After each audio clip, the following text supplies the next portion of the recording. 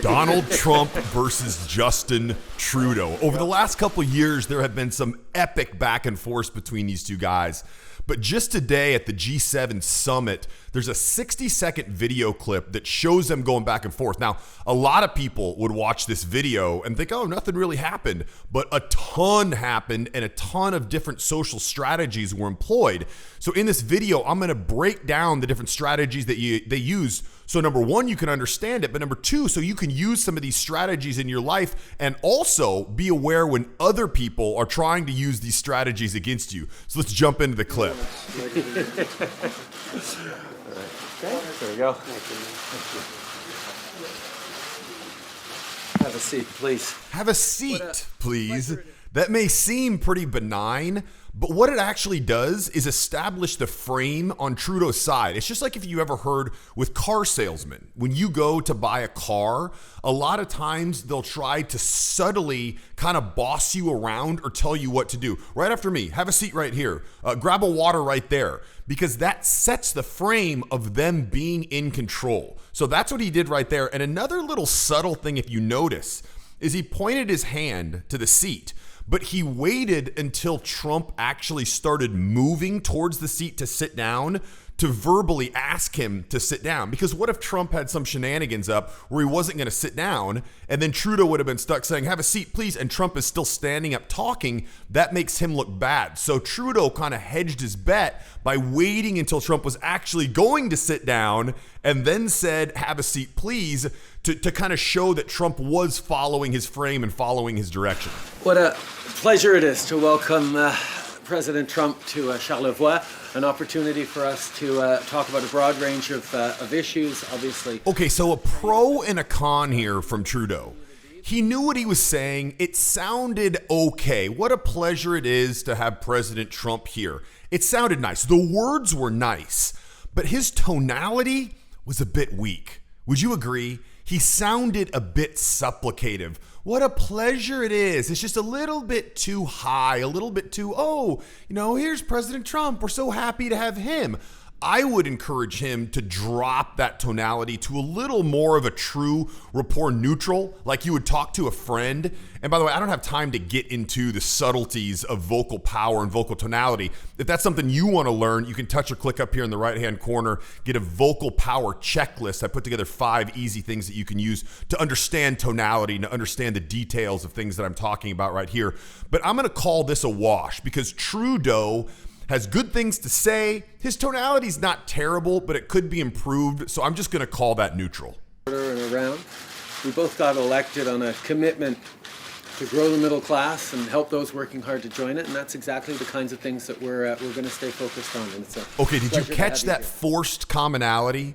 Trudeau says, we both got elected for the same reason, indicating they're both on the same team and they're both trying to accomplish the same things. If you heard in the past interviews with Trudeau, when he's talking about trade negotiations with the US and with Trump, he's always bringing up the idea that they're on the same team. It's something that he really stresses. So by him bringing this up now in front of Trump, unless Trump says something implying they're not on the same team, it shows buy-in from Trump simply because he didn't address it. And what's Trump going to say at that point? No, well, we actually got elected for different reasons. He could. He's the kind of guy who could, but likely not. It's probably not worth it for Trump to say something like that. So Trudeau is taking a bit of a risk to force that commonality and force that assumed buy-in by no response from Trump that we're on the same team. Pleasure to have you here, Donald.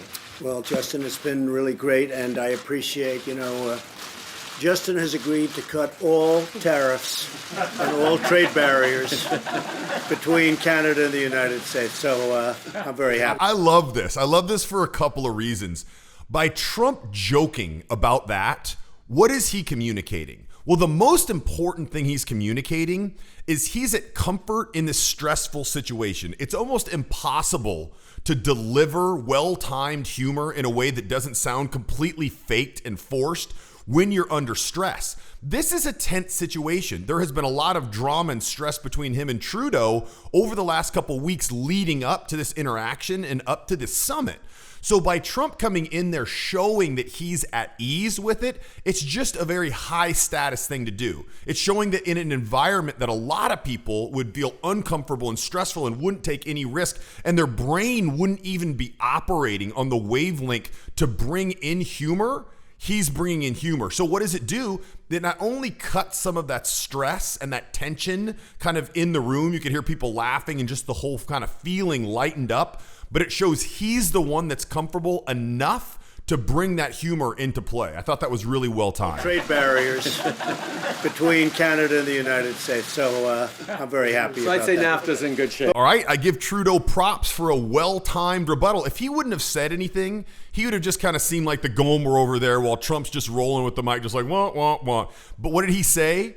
Yeah, NAFTA's in great shape. So assuming that, it's almost one of those stand-up, those improv techniques. You have to assume what the other person says is true and take it another step. So what did Trudeau do? He assumed that was true and took another step. Yeah, NAFTA would be in great shape if that was going on there. So that was great, showing he wasn't just going to be steamrolled by Trump, but it was also funny. It was a witty, quick, well-delivered comeback to show that he wasn't going to take that, and that was also good humor of his own. So I like that play from Trudeau, too. Canada and the United States. So I'm very happy So about I'd say that. NAFTA's in good shape. But we are actually working on it. We are actually working on it. But our relationship is very good. We are actually working on. But we are actually working on it. What does that statement accomplish? What comes to your mind when you heard Trump say that? He is controlling the frame just like a teacher does with a class of kids, okay, with their classroom. So what he's saying by that is he's saying, okay, joking time is over. Now it's time to get serious again. No, but we are really working towards this. So like a teacher saying, recess time is over. Now it's time to study math.